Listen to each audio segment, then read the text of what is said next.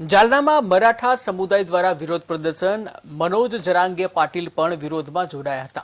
સંતોષ દેશमुख પરભણી ઘટના વિરુદ્ધ આંદોલન કે જ્યાં મનોજ જરાંગે પાટીલે સરકારને ચેતવણી આપી છેતરપિંડી થશે તો સરકારની મુશ્કેલી વધશે।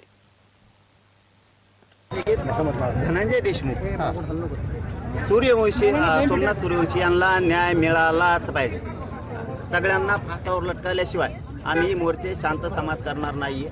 आम्ही आज समाज म्हणून आलोय, समाज म्हणून बसणार। पण माझी तब्येत कालपासून खराब आहे। मी हॉस्पिटलला लगेच मोर्चा सुरू झाला की जाणार आहे। दादा, या घटनेला 1 महिना उलटलेला आहे। काल मात्र अद्यापपर्यंत जो शेवटचा आरोपी आहे तो फरार आहे। सापडन लपला असं पदराच्या आडून येईन। सरकार काही त्यांना लपवण्यासाठी प्रयत्नशील आहे का असं वाटतं? सध्या तरी वाटत नाही, कारण मुख्यमंत्र्यांनी कुटुंबाला शब्द दिलाय सगळ्याची सगळ्यांना कठोर कारवाई केल्याशिवाय सुट्टी नाही।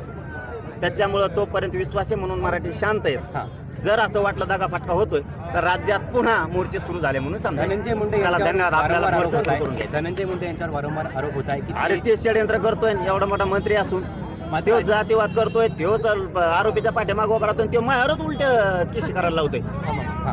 अजित पवार यांचं म्हणणं आहे की जोपर्यंत धनंजय मुंडे यांच्या विरोधात ते बाकी नाही मला माहित। मला एवढंच माहिती आहे, संतोष देशमुखांना न्याय घेतल्याशिवाय आम्ही हटत नसतो।